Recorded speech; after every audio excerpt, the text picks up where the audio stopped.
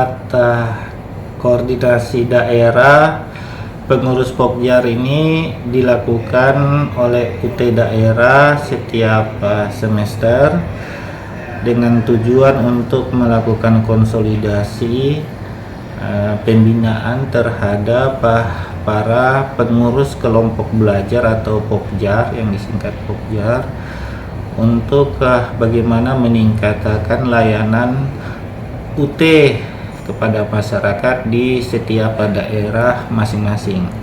Jadi mulai dari pengembangan sosprom mereka, layanan proses pembelajaran mahasiswa, hingga proses evaluasi semuanya kita konsolidasikan kepada para pengurus kelompok belajar itu sehingga bisa meningkatkan kualitas layanan UT kepada para mahasiswa yang menjadi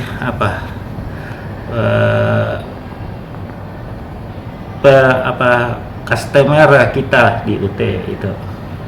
Ini Pak, tujuan utama atau visi misi yang akan dicapai di 2023 ini Pak setelah. Kalau visi misi UT daerah itu menyesuaikan visi misi UT pusat kan, itu sama semuanya. Itu bagaimana membuka akses seluas-luasnya kepada masyarakat untuk bisa menikmati atau mendapatkan layanan pendidikan tinggi dimanapun mereka berada.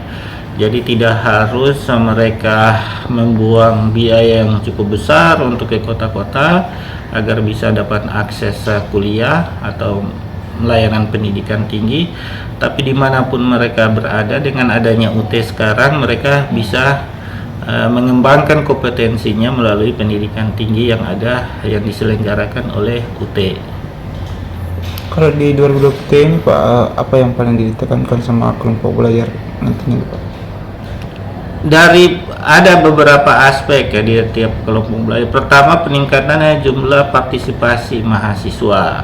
Itu sesuai amanah dari kementerian terhadap UT itu kan meningkatkan 1 juta mahasiswa supaya dapat meningkatkan APK perguruan tinggi Indonesia itu yang saat ini baru 3,5 mau ditingkatkan sampai 5%.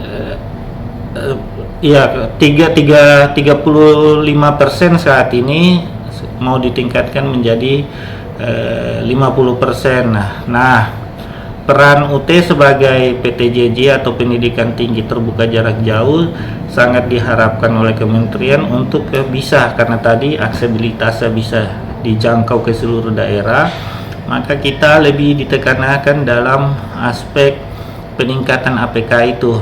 Nah, UT setelah itu dari UT pusat menggodok itu kemudian membagi-bagi ke seluruh UT yang ada di daerah. Nah, di kita UT Majene yang wilayah kerjanya di seluruh provinsi Sulawesi Barat mendapat amanah untuk meningkatkan APK itu hingga 6.000 mahasiswa.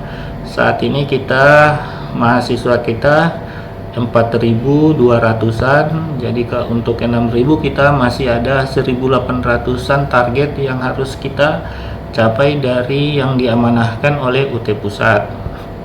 Itu dari akses dari segi jangkauan peningkatan APK.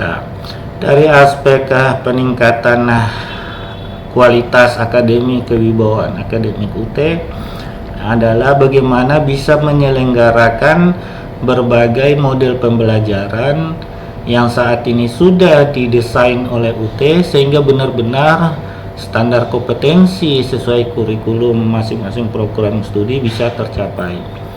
Mulai dari proses layanan tutorial sampai dengan proses evaluasi itu atau ujian kita sudah selenggarakan dengan berbagai model modus.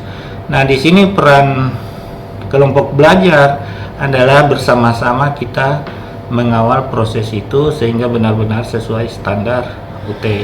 Apalagi saat ini kita baru habis melakukan rapat tinjauan manajemen akademik minggu lalu. Titik beratnya juga untuk dalam meningkatkan kualitas pembelajaran di UT. Sekarang kita sudah akan diakreditasi oleh Badan Akreditasi Internasional masing-masing program studi, di mana sebelumnya dulu hanya institusi UT secara kelembagaan oleh ICDA, International Council of Distance Education di Oslo, Norwegia. Sekarang sudah lebih spesifik lagi, tiap-tiap program studi itu harus sudah bisa mengembangkan standar kualitasnya. Caranya bagaimana? Yaitu naik level ke tingkat standar kualitas dunia dengan adanya pengakuan sertifikasi dari Badan Sertifikasi Internasional itu.